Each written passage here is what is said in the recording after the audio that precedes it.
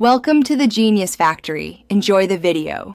You begin by lining up what matters: your admit card, your recorded responses, and the official answer key. First, verify the exam date, code, and paper version on the admit card so you compare the correct key. Next, match the question numbering format used by the key to your response sheet. This prevents off-by-one errors. Once done, mark a quiet workspace and set a timer for focused comparison. This prevents mistakes from fatigue and keeps the process efficient. Now you perform the methodical comparison. Go question by question and mark matches immediately so you don't lose context. If the exam applies negative marking, assign +1 for correct, 0 for wrong, and subtract the prescribed fraction for incorrect answers.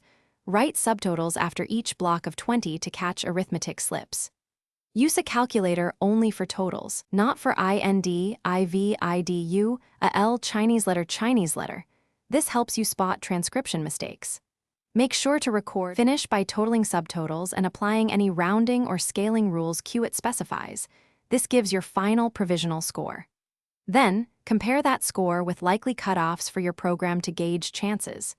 If you find discrepancies between your calculations and the official key, gather evidence. Clear photos or screenshots of your response sheet, admit card details, and the answer key version.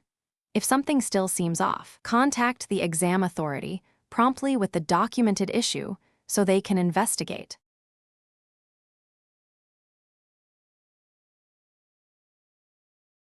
Thanks for watching. If you found this helpful, don't forget to like and subscribe.